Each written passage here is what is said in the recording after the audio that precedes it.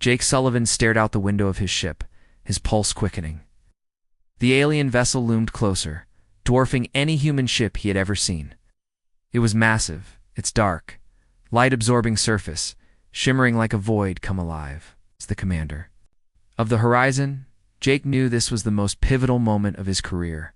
For 3 months, Earth had prepared for this day, the first contact with the Crowith.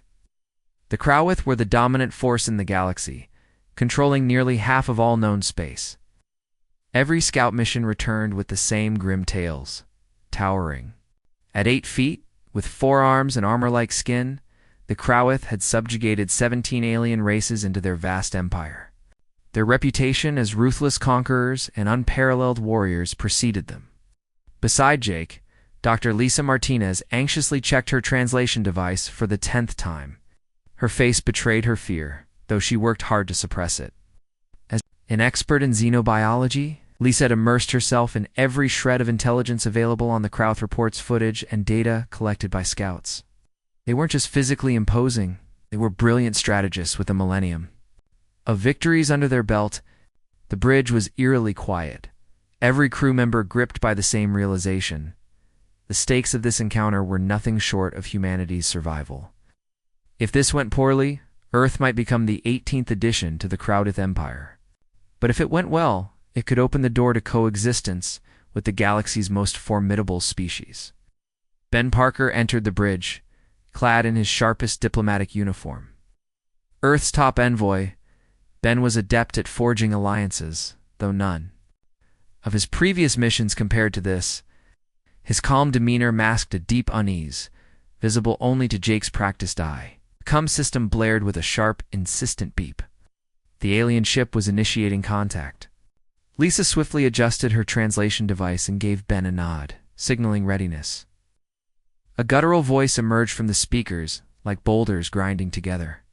The translation device rendered it into English, its tone unyielding. Human vessel, prepare to receive Ambassador Vexter. Lower your shields and open your docking bay. You will not make sudden movements or activate weapon systems. Jake exchanged a glance with Ben. This wasn't a request, it was a command. The tone was intimidating, but they had anticipated such an approach. The Crowith were accustomed to unquestioned obedience. Ben Parker leaned into the microphone and spoke clearly. This is Captain Ben Parker of the Earth ship Horizon. We welcome Ambassador Vexer and his delegation. Our docking bay is prepared, and our shields have been lowered as requested. 20 minutes later, the alien ship latched onto the Horizon, the metallic groan of its mass reverberating through the vessel. Oh. On the security monitors, the crew watched the Crowith docking tube extend and seal to their airlock. The moment had arrived, as the airlock doors hissed open. Jake's senses were overwhelmed by a strange smell of metallic temps mixed with something alien he couldn't identify. Then Ambassador Vexter appeared, and Jake's breath caught in his chest. Vexter was even more imposing than the reports suggested. Standing at least 8.5 feet tall, he was nearly as broad as 2 humans side by side. Each of his 4 arms moved with calculated independence, their muscles rippling beneath dark gray armor-like plates that layered his body. His head, large and angular, held for glowing red eyes that scanned the room with unnerving precision. Behind Vexter, 6 additional Crowith entered, slightly smaller, but no less intimidating. Each carried weapons that looked like they could slice through the ship's bulkheads. Their eyes darted around, hyper-aware of every detail in the room, when Vexter strode into the meeting room. His heavy footsteps echoed against the metal floor. He halted before the humans and loomed over them, staring in silence. Jake felt as if he were a mouse under the scrutiny of a predatory cat. Finally, the ambassador's translation device crackled, breaking the tension. So, these are the humans. We have heard whispers about Vexter said, his voice a low, grating rumble. You are smaller than we expected, much smaller. Ben stepped forward, his composed smile unwavering. Jake couldn't help but admire his nerve. Welcome aboard the Horizon, Ambassador Vexter. Oh, we are honored by your presence. We hope this meeting will mark the beginning of strong relations between our peoples. Vexer's mandibles clicked rapidly, the sound sharp and unnerving. Lisa had warned them this might signify amusement, though it hardly seemed friendly. Good relations, Vexor repeated slowly, as though savoring the words. Yes, we have heard this phrase before. 16 other species have spoken these same words to us. He tilted his massive head, his glowing eyes fixed on Ben. Tell me, Captain Parker, what makes humans think they deserve anything other than conquest and slavery? The room fell into a suffocating silence. Jake could hear the steady drumbeat of his own heart. This was the critical moment they had rehearsed for. The Crowith always began with intimidation. It was their way of gauging other species. Fear marked one as weak, anger as reckless and foolish. The key was to reveal neither. Ben's smile didn't falter. Perhaps we could show you what makes us different, Ambassador, instead of merely speaking about it. Would your people be interested? In a friendly competition in Crowith culture, refusing a challenge was tantamount to admitting weakness and cowardice. Yet accepting a challenge from an unfamiliar species carried its own risks. Gah! Ambassador Vexor deliberated, his glowing eyes narrowing. What kind of competition do you propose, human? He asked finally, his voice a deep rumble. Ben turned slightly to Jake, who gave a subtle nod. Everything was proceeding as planned. We propose 3 tests, Ben explained. 1 for strength, 1 for tactical thinking, and 1 for innovation. If we win, we discuss partnership. If you win, we negotiate the terms of Earth joining your empire. A low growl rippled through the Crowith delegation behind Vexor. The challenge intrigued them. Competition and combat were the lifeblood of their culture. Vexor remained silent for nearly a minute, his 4 eyes scanning each human face. Jake maintained a steady gaze, projecting confidence without aggression. Lisa, standing nearby, tried to appear intelligent but unthreatening. Ben, ever the diplomat, held his unyielding smile. Very well, Vexor declared at last. We accept your challenge, but know this, humans. When we win, and we will win, your species will serve the Crowith Empire. Your planets will belong to us, and your people will labor for our glory. This is the way of the galaxy. And if we win? Ben asked, his voice calm. Vexor's mandibles clicked sharply, louder this time, like bones snapping under pressure. If you win, Captain Parker, then perhaps the galaxy is not what we thought it was. Jake felt a chill creep down his spine. Vexor had not promised peace or alliance, only the possibility of a revelation. The ambiguity of his words left an ominous air hanging in the room as the Crowith delegation departed to make arrangements. For the competition, Jake pulled Ben aside. Are you sure about this? Jake whispered. We're betting the fate of humanity on 3 contests against the strongest species in the galaxy. Ben looked out the window at the monolithic alien ship. We're not betting against their strength, Jake. We're betting on something they've never faced before. We're betting on being human. Lisa joined them, still clutching her translation. Device, the competition will take place at mining station HLA in the asteroid belt. Neutral ground. The entire galaxy will be watching. Jake nodded, the weight of their gamble settling over him. In 3 days, humanity would either prove its worth among the stars or be subjugated forever. Their only hope lay in showing the Crowith that being human meant something unique, something that raw strength and conquest couldn't overcome. As the alien vessel disengaged and drifted away, Jake stared after it. Were they brave or simply reckless? The galaxy would soon find out.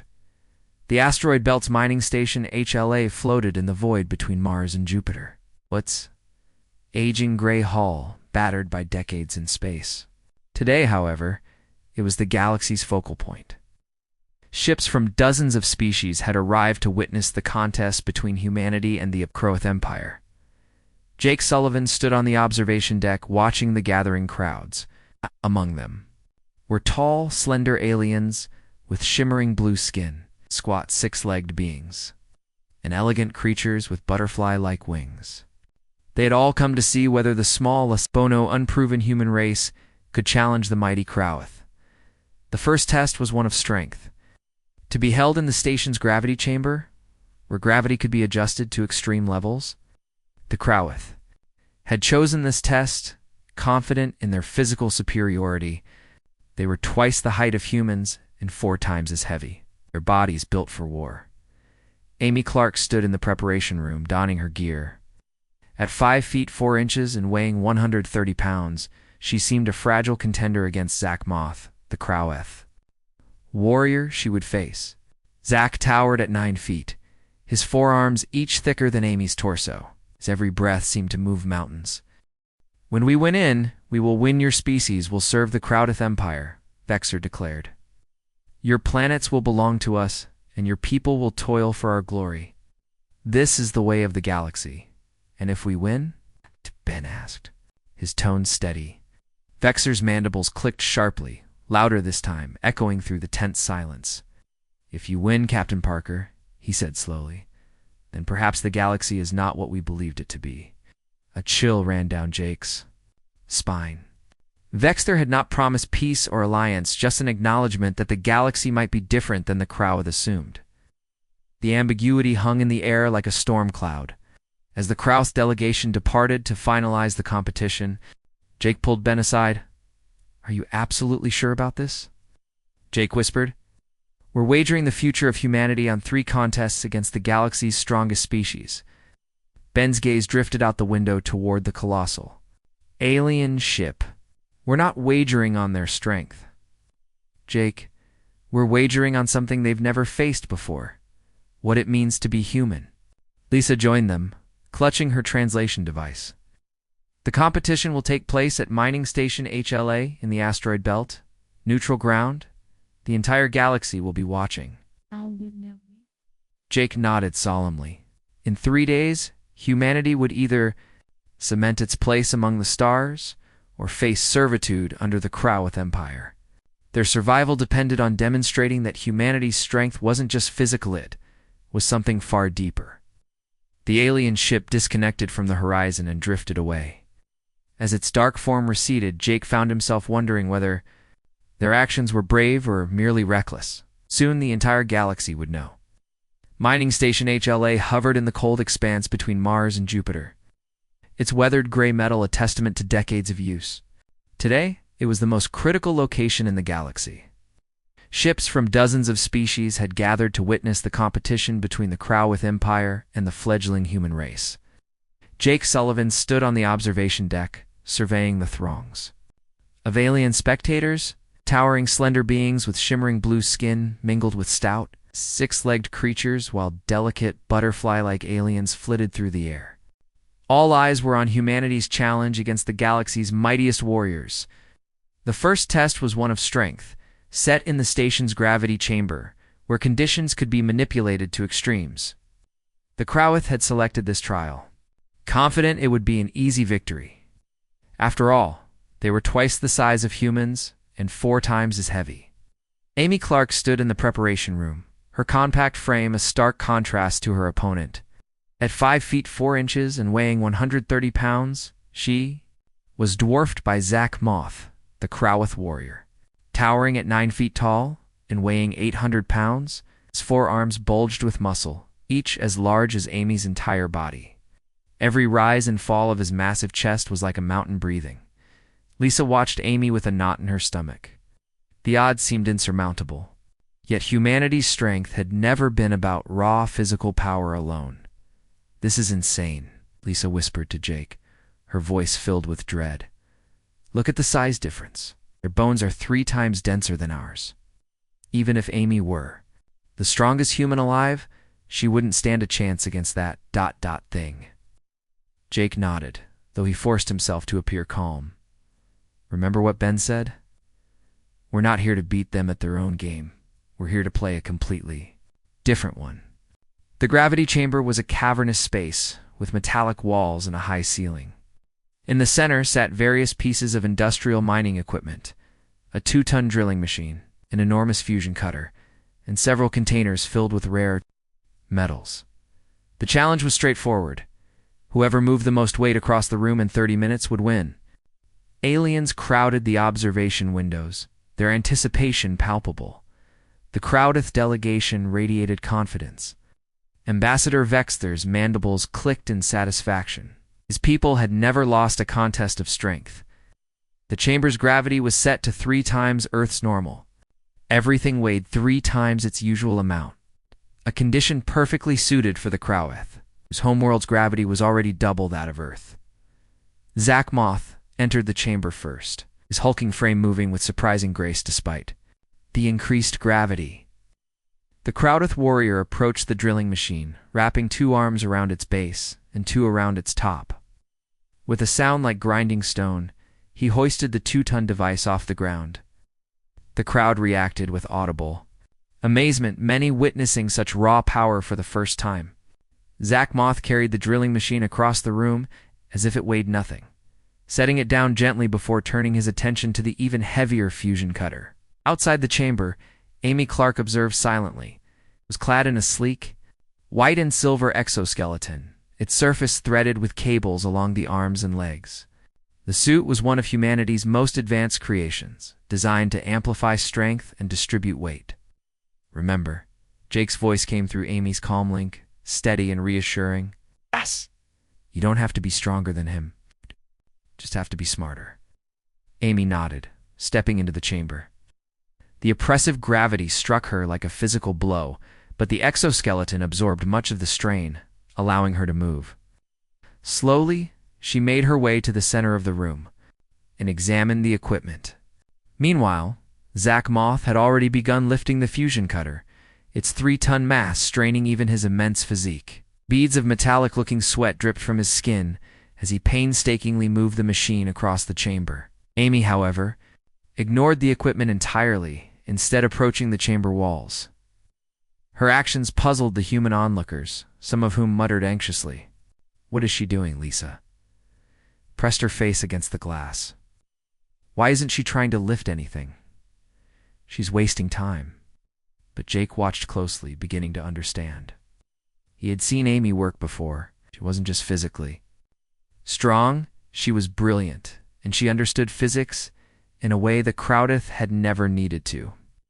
Amy found what she was searching for: adjustable support points built into the chamber for mining operations, activating the tools in her suit.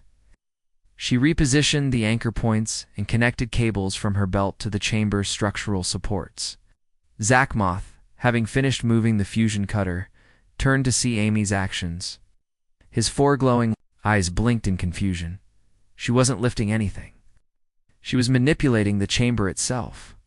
Activating her exoskeleton's full power, Amy began to move. While the suit amplified her strength 12-fold, it wasn't enough to rival a Croweth warrior. But Amy wasn't trying to rival him. She was trying to outthink him by repositioning the chamber's anchor points, and using its structural supports, Amy had created a giant lever system. When she pulled on her cables, the system used the weight and momentum of the equipment to help move other objects. Her strategy paid off when Zach Moth approached the metal containers. As he lifted one, Amy activated her setup. The adjusted anchor points and cables triggered a chain reaction. The Croweth's movement caused Amy's system to shift multiple pieces of equipment simultaneously. The crowd gasped as 2 additional machines slid smoothly across the chamber, their movement powered by the system Amy had built. Zach Moth paused mid-step, his massive form steadying as he felt the floor shift beneath him, clearly realizing that his opponent was playing an entirely different game. Like a massacre waiting to happen, Lisa murmured as she scanned the tactical display. They have superior firepower, more soldiers, and heavier armor. How can we possibly compete with that? Jake crossed his arms, watching the simulation. Room intently. Compete by doing what we always do, using what we have in ways they don't expect. This isn't about brute force, it's about strategy. Back in the gravity chamber, Zach Moth looked down in bewilderment as the ground vibrated beneath his feet.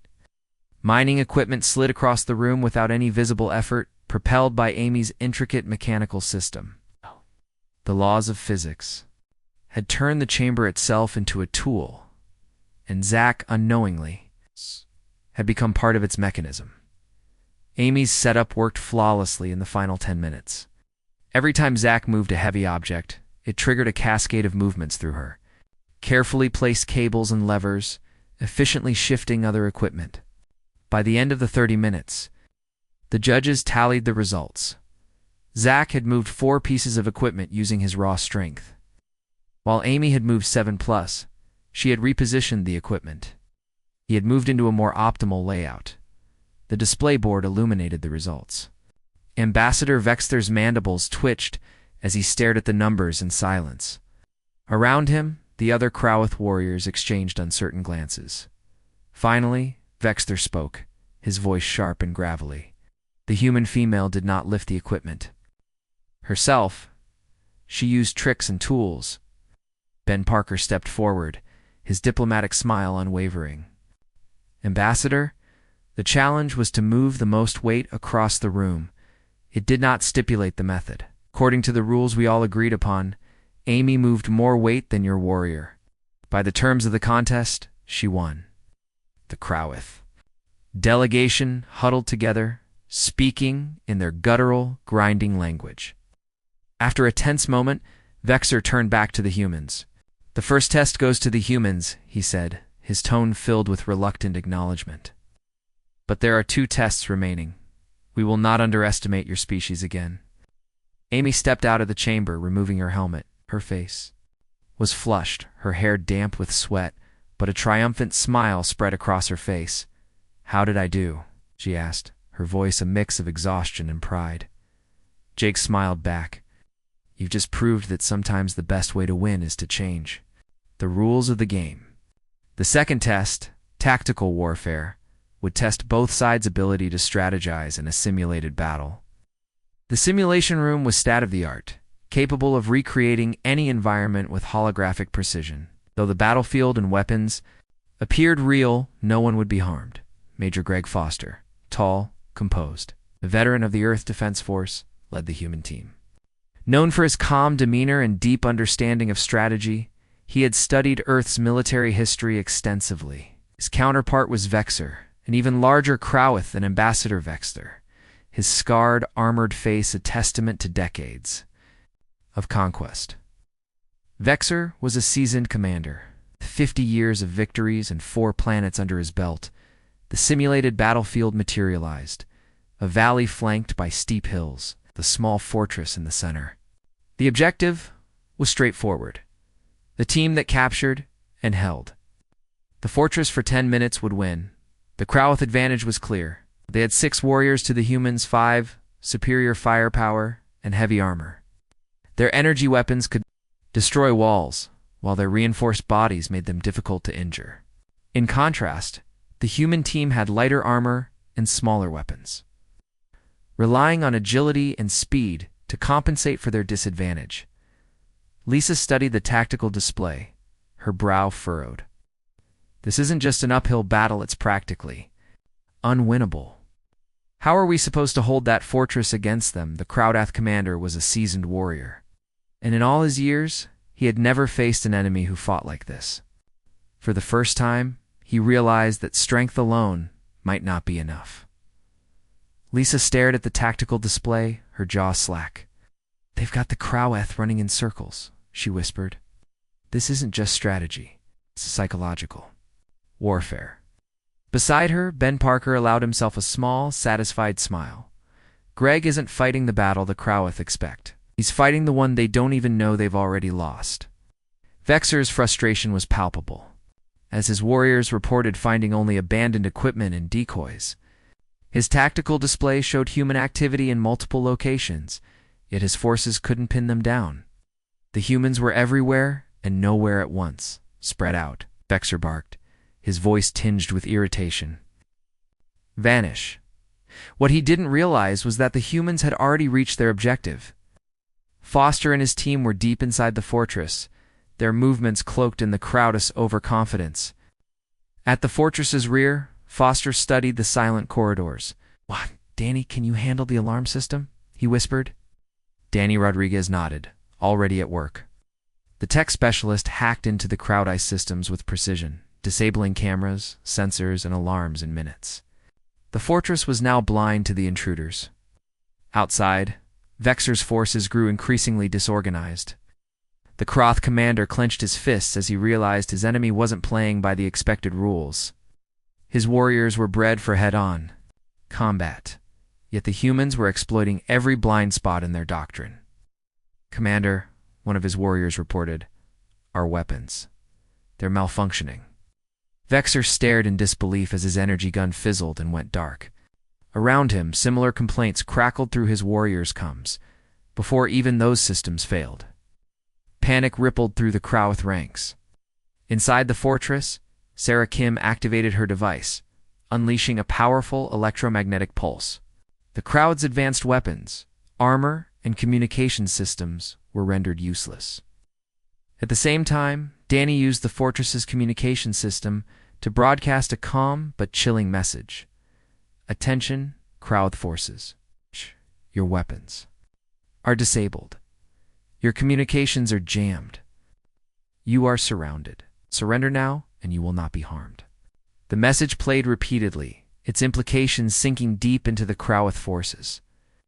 Vexor looked down at his useless weapon, and for the first time in decades felt the sting of fear, not fear of defeat, but fear of an enemy he didn't understand. This wasn't a battle, it was a demonstration. Humans hadn't relied on strength or numbers. They had dismantled the Crowth's tactics and exposed their vulnerabilities. Vexor's mandibles clicked in frustration as he stared at his malfunctioning equipment. Around him, his warriors hesitated, looking to their leader for guidance. For a species bred on dominance, surrender was unthinkable, but so was continuing a fight they could no longer win. Finally, Vexor raised his head, his voice low and grim. "We... yield." On the observation deck, Lisa let out a breath. She hadn't realized she was holding. "They did it," she whispered. Jake nodded, his gaze fixed on the screen. "We didn't just win. Showed them why we're different." Ben Parker folded his arms, his face calm but triumphant. "This isn't just about victory, it's about making them see us for who we are. And after this, they'll never look at humanity the same way again." Kevin paused, his eyes scanning the schematics displayed on his tablet. Because sometimes the problem isn't with the machine, it's with the environment it's in.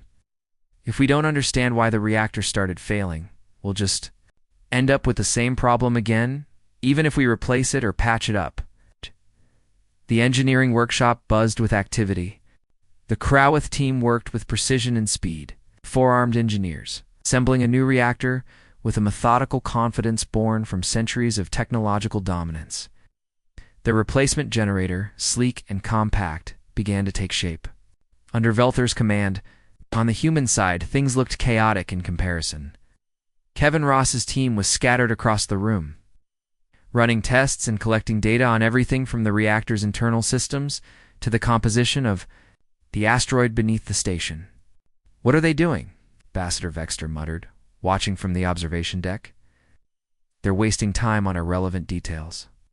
Ben Parker leaned slightly toward the alien ambassador, his tone calm but pointed. "They're gathering information. Humans don't just solve problems. We find out what caused them in the first place. Fixing a symptom isn't the same as curing the disease." Nicole Brown crouched near the station's foundation, her scanner emitting a soft hum. "I'm seeing unusual magnetic fluctuations in the asteroid's core. It's not consistent with standard readings for this mineral composition." Kevin's brow furrowed as he reviewed the data Nicole sent to his tablet. That might explain the reactor's instability. If the magnetic field is interfering with the fusion process, no amount of repair will stabilize it. "Can we shield the reactor from the interference?" Nicole asked. "Not entirely," Kevin replied, "but we might be able to redirect the field or dampen its effects. Check the station's schematics for any unused magnetic shielding components. If we can reconfigure those, we might stabilize the reactor long enough to repair it properly." As the countdown ticked away, the two teams worked at a feverish pace. The Crowth completed their backup reactor assembly with an hour to spare. Velther stood proudly as the device hummed to life. "Bring it online," he commanded, his tone confident. "This will ensure the station's survival." The Crowth connected their generator to the station's power grid. At first, the output was stable, but within minutes, the readings spiked. The red lights on the control panel began blinking faster, and the radiation alarms sounded. "Happening?" Velther demanded. Lisa Martinez's voice cut through the tension from the observation deck. The magnetic field is destabilizing their generator. It's amplifying the interference instead of bypassing it. Velther glared at the humans. You knew this would happen. We suspected, Kevin replied, not looking up from his work. Your approach didn't address the root cause. We're still working on a solution. With less than 30 minutes remaining, Kevin and his team implemented their plan. Using salvaged shielding components, they constructed a series of magnetic dampeners around the reactor. The system redirected the magnetic field away from the reactor core, reducing the interference. All right, Kevin said, wiping sweat from his forehead. Bring it back online. The human team activated the reactor. The blinking red lights slowed, then stopped. The radiation alarms silenced, and the reactor's hum returned to a steady, stable rhythm. Ambassador Vexter stared at the readings, his mandibles clicking softly. You ... stabilized it. You didn't replace it, and you didn't overpower it. You adapted to it. Kevin shrugged, his expression modest.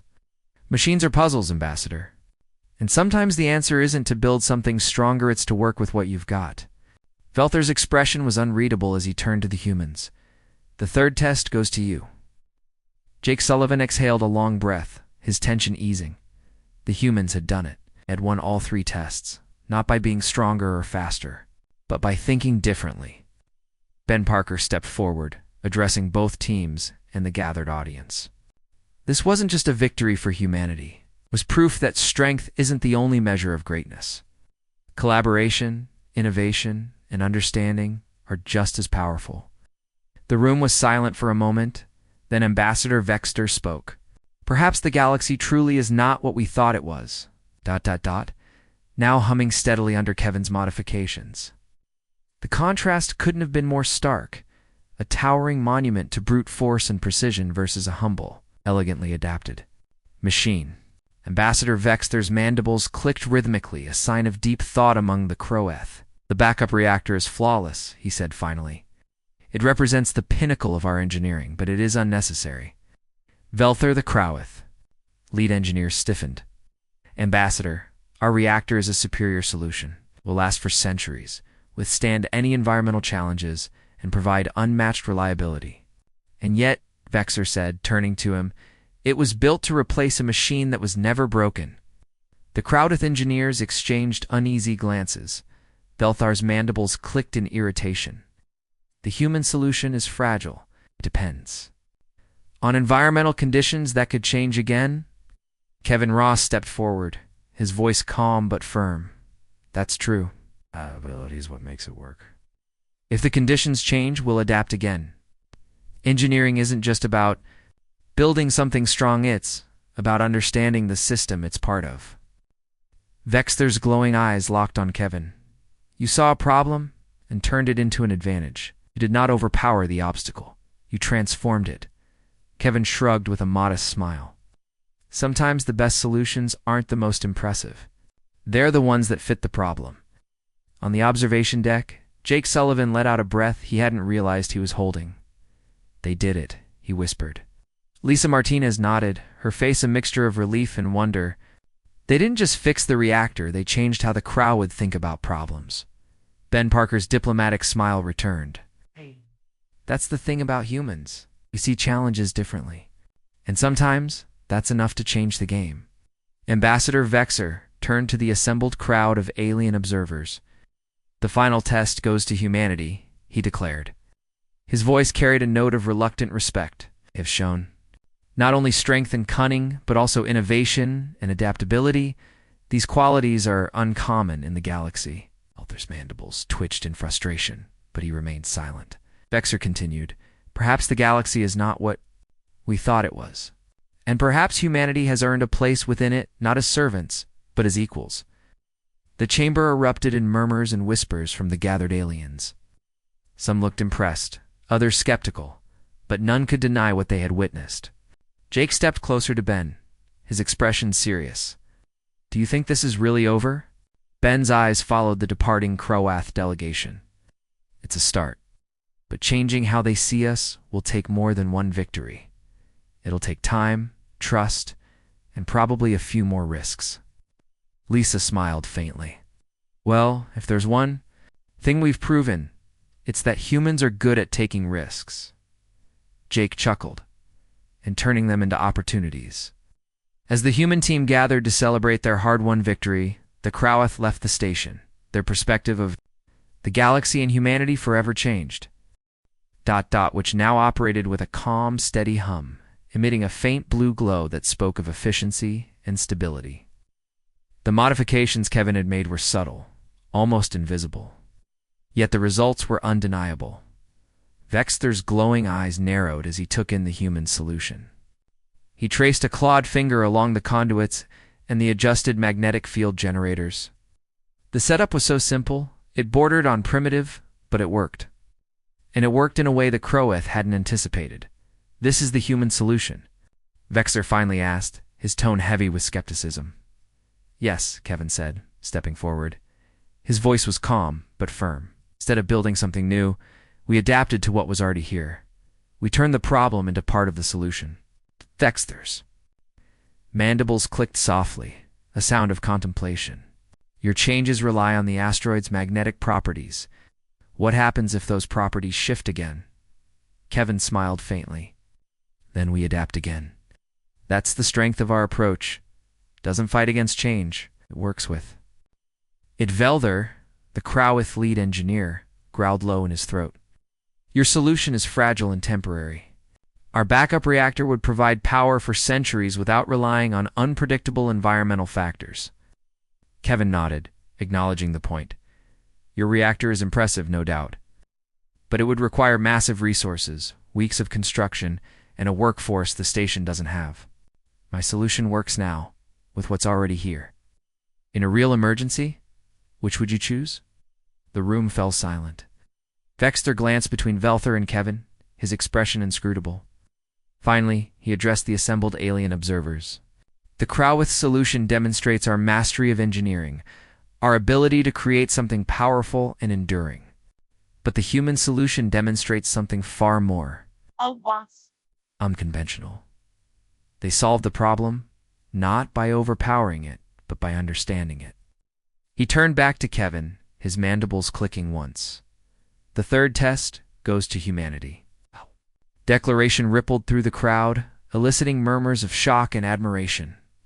Belthar's claws clenched in frustration, but he said nothing. Jake Sullivan felt a surge of relief. "They did it," he whispered to Lisa. "They didn't just win," Lisa replied, her voice tinged with awe. "They showed the Croweth that there's more than one way to solve a problem." Vexter straightened to his full height, addressing the humans. "You have proven yourselves in strength, strategy, and innovation. Humanity is different from any species we have encountered. Perhaps there is value in that difference." Ben Parker stepped forward, his diplomatic smile firmly in place. "Does this mean we can discuss a partnership?" Vexter regarded him for a long moment before nodding. "Yes, but know this. Humans, we will be watching you closely. The galaxy is not forgiving to those who falter." As the Croweth departed, Jake turned to Kevin and the rest of the team. "We've earned their respect, but this is just the beginning. Now we have to prove we deserve it." Kevin glanced back at the reactor, still humming steadily. "If we can turn problems into solutions, we'll be fine. It's what we do best." That combined Croweth durability with human adaptability, creating systems that were both powerful and flexible. The new reactors required fewer resources and were easier to maintain, benefiting both species. For the first time, Croweth engineers began questioning the old ways of brute force solutions, finding value in human ingenuity. Many of these species had long suffered under Croweth dominance, but seeing humanity's approach gave them hope for a different kind of alliance, one built on cooperation rather than fear. Ambassador Vexter became an unlikely ally in these talks. Though still wary of humans, he recognized their unique way of thinking as an opportunity, not a threat. "The galaxy is changing," he admitted during one session. "Perhaps it is time the Croweth changed with it." Jake Sullivan, standing in the observation deck of the station, watched as human and Croweth engineers worked side by side. Martinez joined him, her expression a mixture of pride and amazement. "Can you believe it?" A week ago, they were ready to conquer us. Now they're sharing ideas. Jake nodded. It's a start. But there's still a long way to go. The Crowith won't abandon 1,000 years of conquest overnight. Lisa smiled. No, but they've taken the first step. So have we. Down below, Kevin Ross was deep in conversation with Valir. They were sketching out plans for a new type of mining station that could harness the natural properties of asteroids instead of fighting against them. The project symbolized the new partnership, a fusion of Crowith strength and human creativity. As the days turned into weeks, the station became a hub of interstellar cooperation. Alien representatives returned to their homeworlds with stories of what they had witnessed humans in Crowith, two species once poised for war, finding common ground. And while Ambassador Vexter remained cautious, he could not ignore the potential he saw in humanity. Perhaps the humans are right, he said to Velier during a quiet moment.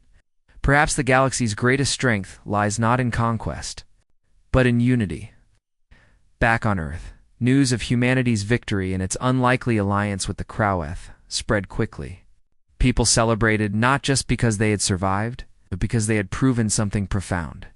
Humanity's strength was not in its weapons or technology, but in its ability to think differently, to adapt, and to find solutions that others could not. As Jake Sullivan prepared to leave the mining station, he turned to Ben Parker. Do you think this will last? The Crowith working with us instead of trying to dominate us. Ben's diplomatic smile softened into something more genuine. I think it's up to us to make sure it does. We've shown them a new way of thinking. We have to show them that it works. And as the station hummed with the energy of collaboration, humanity took its first steps into a future where strength was measured not by the power to destroy, but by the power to build something better together. In the months following the competitions, the galaxy began to transform in ways that no one could have foreseen. Amy Clark worked with Crowith warriors, teaching them human techniques for using tools and leverage while learning their methods of building strength and endurance. The combination of human creativity and Crowith power created training programs that enhanced the skills of both species. Greg Foster collaborated with Crowith military leaders like Vexer to develop new approaches to peacekeeping and defense. The Crowith, who had always relied on overwhelming force, began to see the value of solving problems with minimal force and maximum intelligence. But the most profound changes weren't in technology or tactics, they were in the minds of the galaxy's many species. Word of humanity's alliance with the Crowith spread faster than light itself. Species long oppressed by the Crowith Empire began to hope for freedom. Others, who had hidden in fear for centuries, started to emerge from the shadows. The Vekani were the first to make contact. These small gray aliens, brilliant engineers but poor fighters, had been subjugated by the Crowith for 300 years. We've heard about the humans, their representative said in a secret meeting. You've taught the Crowith new ways of thinking. Can you teach us as well? Soon, other species followed. The Mordans sent ambassadors. The Zelari requested meetings. Even species that had never been conquered reached out, drawn to the idea of cooperation over conquest. 6 months after the first competition, the mining station was unrecognizable. It had become the Galactic Cooperation Station, a hub where 43 different species worked side by side. Crowith warriors labored alongside human engineers. Scientists from different planets shared laboratories, while Zelari artists collaborated with human musicians to create breathtaking new forms of art in the observation deck. Ambassador Vexter found Ben Parker watching a group of Crowith and human children playing together in zero gravity. The sight was extraordinary young beings from different worlds laughing and learning together.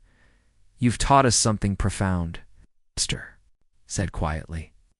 For 1,000 years we believed differences meant conflict. You've shown us that differences can mean strength. Ben nodded, his gaze fixed on the children. On Earth, we had to learn that the hard way. For centuries, humans fought wars over our differences, skin colors, beliefs.